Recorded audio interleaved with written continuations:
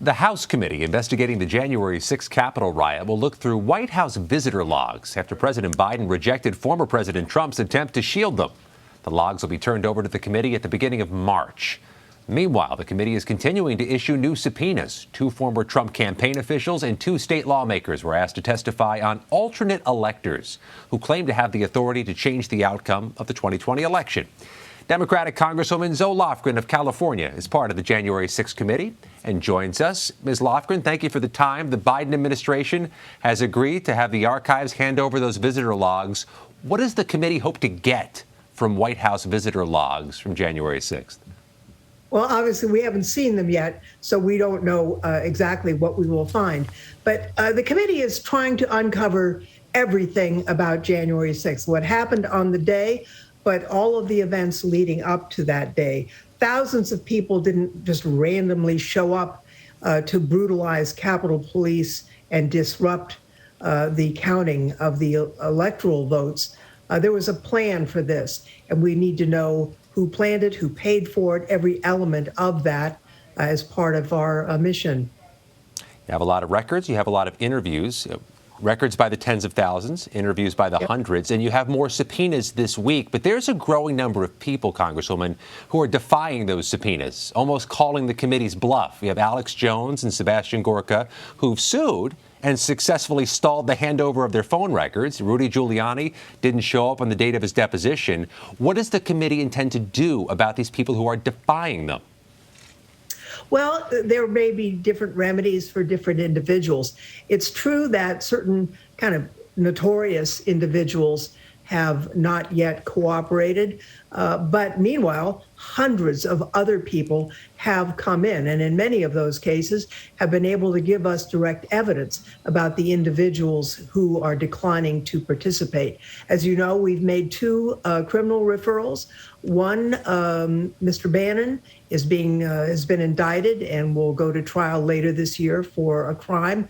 We have referred Mark Meadows over to the DOJ and have not yet heard back from them. We're taking a look at those who claim a Fifth Amendment right. They're afraid that what they say will be used in a criminal prosecution. We're considering whether or not to grant them use immunity, which means that the testimony they give to the committee could not be used by the Department of Justice. Decisions haven't been made on that yet, but it's something that we are considering. So we're plowing ahead. We're getting a lot of information, and we plan to get to the bottom of all of this. This far past the deadline for some of these witnesses, is the committee expecting more criminal referrals at this point? No, we're expecting people to cooperate. It's their legal obligation, it's their moral obligation, and it's their patriotic duty. So I wouldn't want to assume that people would violate those important principles. We like to assume that people will do the right thing until we're proven wrong. There have been reports of missing White House phone records from the records you have received. When you met on that last Friday, according to Congressman Raskin and Chairman Thompson, where does that stand now, this issue of possible missing January 6th White House phone records? Well, we'll see. I mean, we're getting more information sent over by the archives, as you pointed out. We've also got very detailed records that I've seen by the White House diarist. Did you know there was such a thing that keeps track of every single person going in and out of the Oval Office? We've got detailed records of phone calls made through the White House exchange that may not capture cell phone calls. So we've got some more work to do for sure. One more question on the January 6th front. A federal judge today criticized the DOJ, the Justice Department, for cutting these lenient plea deals with some of the people who admitted being part of the mob.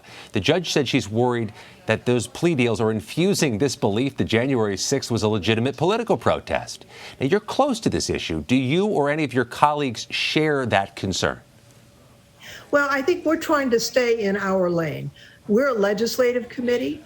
We are fact-finding to tell the truth to the American people and also to inform us as to what recommendations we will make for changes to laws and procedure. A federal judge has a right to that belief. I'll tell you this, people who watch the video of that mob assaulting police officers. We have officers who lost an eye, officers who lost fingers, officers who had heart attacks and strokes. No one thinks that's legitimate political discourse. You'd have to be blind to think that.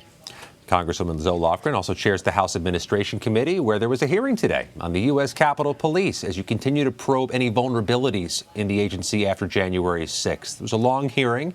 What did you find? Well, we had the Inspector General in. Once again, we've had a number of hearings with his reports. I think the Capitol Police has made progress, but there are things that still need to be done. And I think even the new chief, we have, new personnel.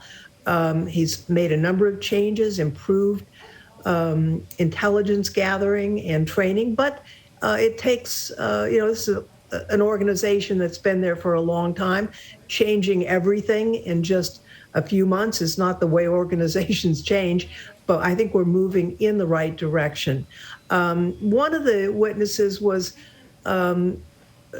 viewing really the structure of the governance of the Capitol Police. A lot of people just assume that the members of Congress are responsible for them. In fact, they report to the Capitol Police Board, which is made up of the architect of the Capitol and the sergeant of arms of the House and Senate. There's no direct accountability to the elected members of the House or Senate.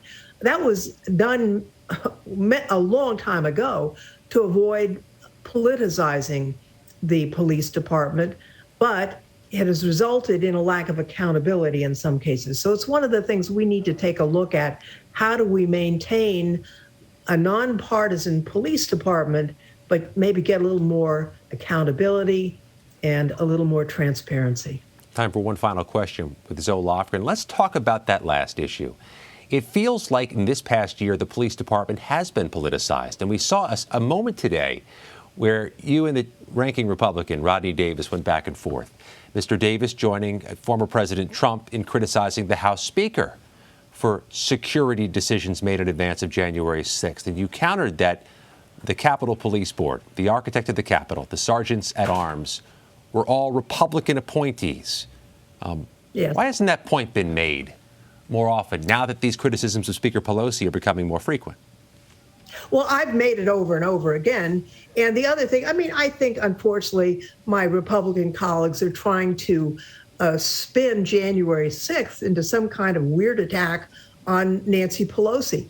Mitch McConnell was the leader of the Senate on January 6th when the riot occurred. They never say it was Mitch McConnell's fault. It's just bogus. And you're right. The architect of the Capitol was appointed by President Trump, and the two sergeant at arms were appointed by, respectively, Mitch McConnell and John Boehner. So it was an all-Republican board at the time of January 6th. Congresswoman Zoe Lofgren, the House Select January 6th Committee, chair of the House Administration Committee. We thank you for your time. Thanks very much.